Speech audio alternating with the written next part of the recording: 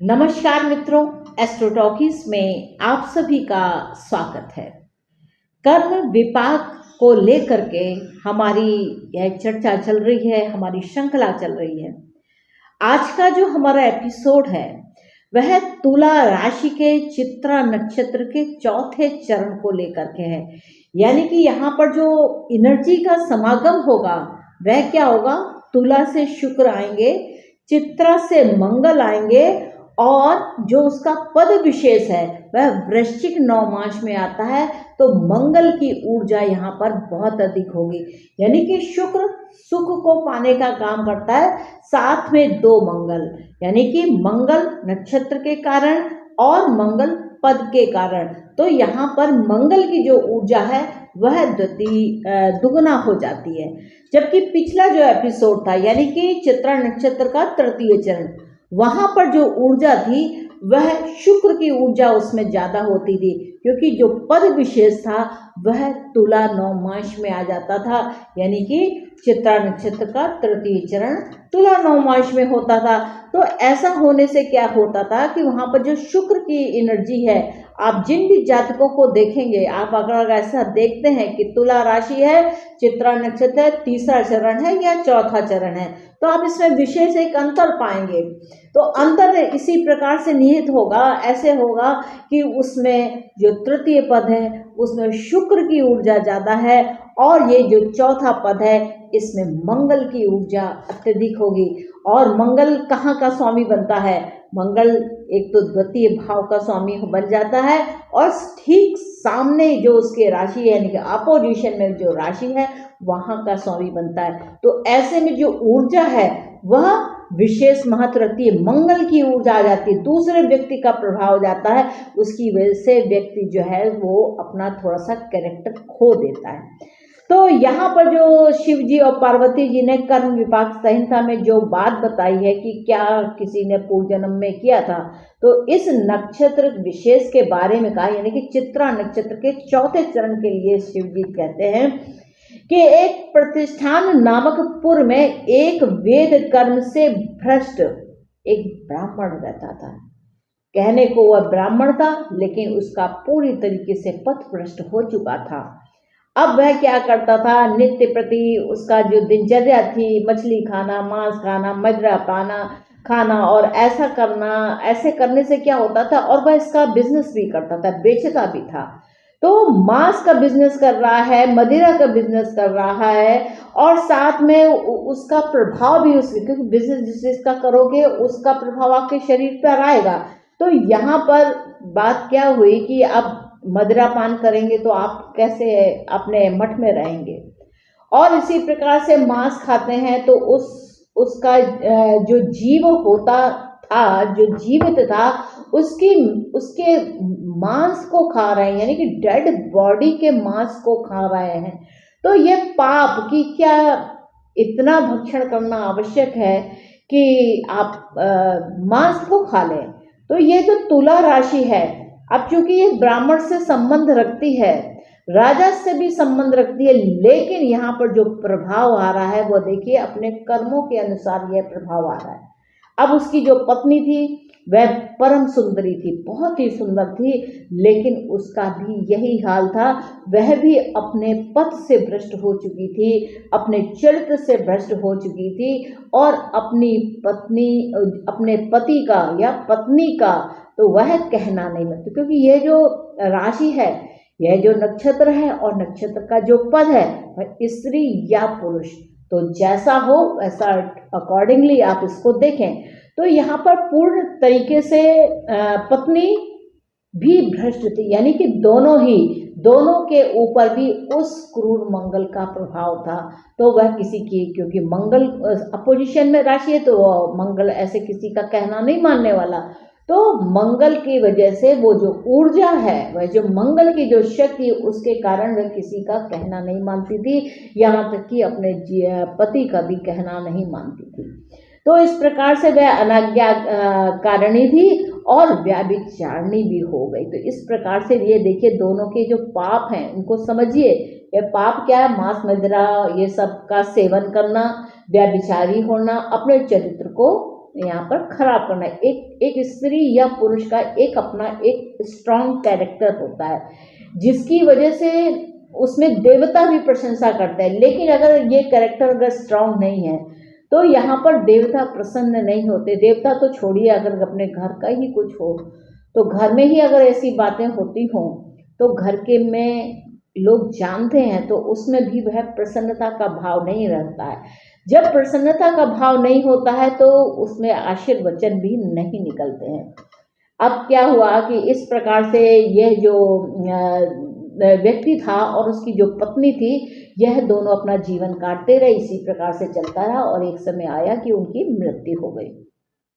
अब अगला जन्म हुआ। अगले जन्म में क्या हुआ कि उसके कन्याएं हुई, देव कन्याएं हुई और वहां पर स्वर्ग सुख की प्राप्ति हुई।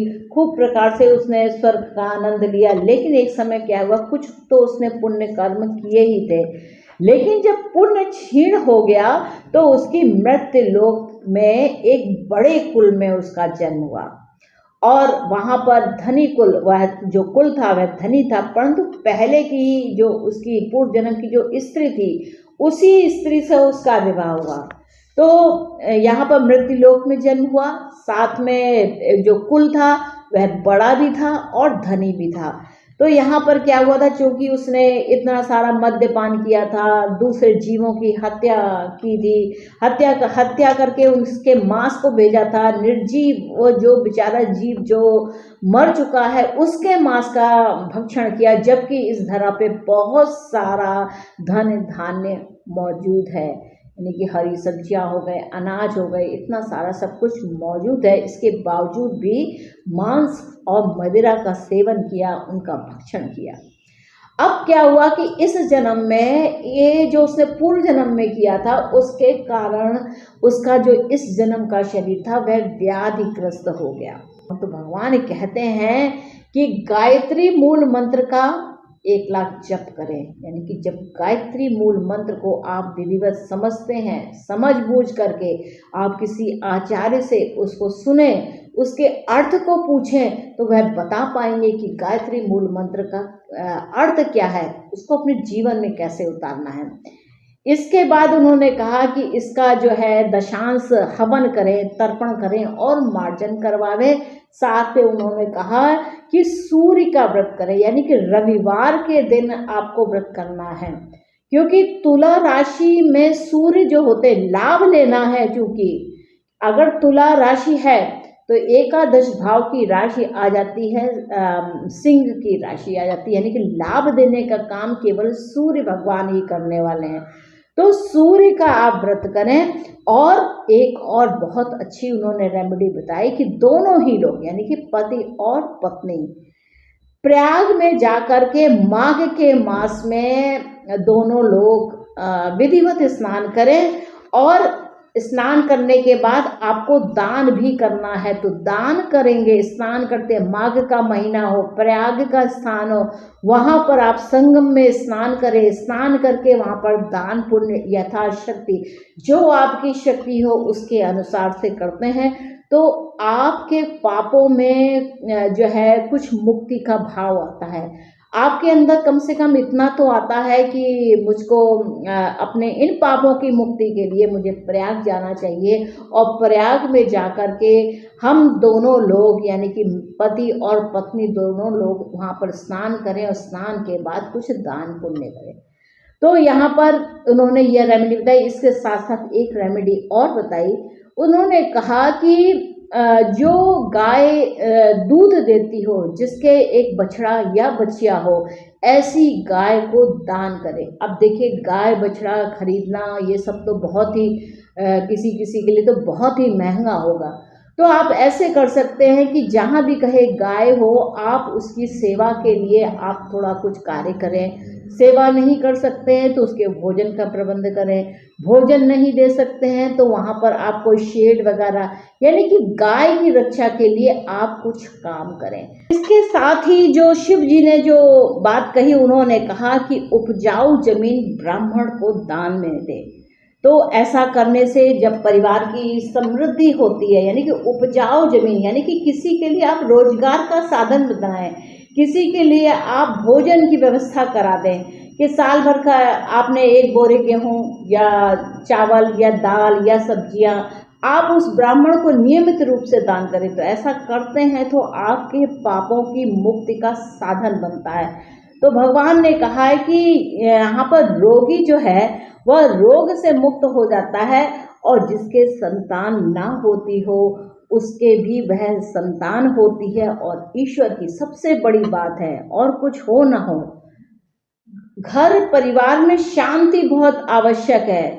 यानी कि धन की कमी भी हो तो आपके घर में शांति होनी चाहिए। आपके परिवार में अगर संतान नहीं है तो भी आपके घर में शांति होनी चाहिए। आपकी जो ये काया है यह रोग मुक्त होनी चाहिए।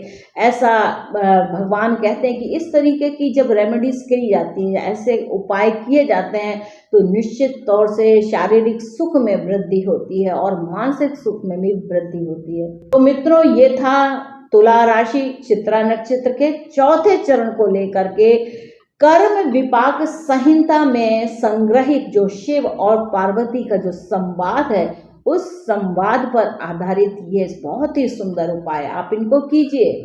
आपकी अगर तुला राशि है, आपका कोई ग्रह तुला राशि में है और चित्रा नक्षत्र के चौथे चरण में है, तो यह रेमेडी आपके लिए, आपका चंद्रमा भी इसमें हो सकता है, आपका सूर्य भी इसमें हो सकता है चित्रा नक्षत्र के तृतीय पद में। यानी कि आपका कोई भी ग्रह अगर इस नक्षत्र विशेष से संबंध रखता है तो आप ये उपाय करें, और आप अपने जीवन में उस शांति को ढूंढ रहे हैं, उस सुख को ढूंढ रहे हैं, तो यह जो रेमेडी है वह आपके लिए बहुत ही कारगर सिद्ध होगी। तो मित्रों, अब आगे दीजिए, नेक्स्ट एपिसोड में हम बात करेंगे तुला राशि और स्वाति नक्षत्र को लेकर के, यानी कि स्वाति नक्षत्र के प्रथम चरण को लेकर के। यहाँ पर देखिएगा कि राहु की ऊर्जा किस प्रकार से काम करती है। तो मित्रों, एक अनुरोध है आप लोगों से, अगर आप मेरे एपिसोड्स देखते हैं तो कृपया मेरे चैनल को लाइक करें, इसे सब्सक्राइब करें और शेयर करना तो बिल्कुल मत भूलिएगा। कमेंट के माध्यम से मुझे बताएं कि आपको मेरे एपिसोड्स कैसे लगते हैं। तो मित्रों, मिलते हैं नेक्स्ट एपिसोड में तुला राशि के स्वाति नक्षत्र के प्रथम चरण को लेकर के। तब तक मेरे चैनल को सब्सक्राइब कर लीजिए।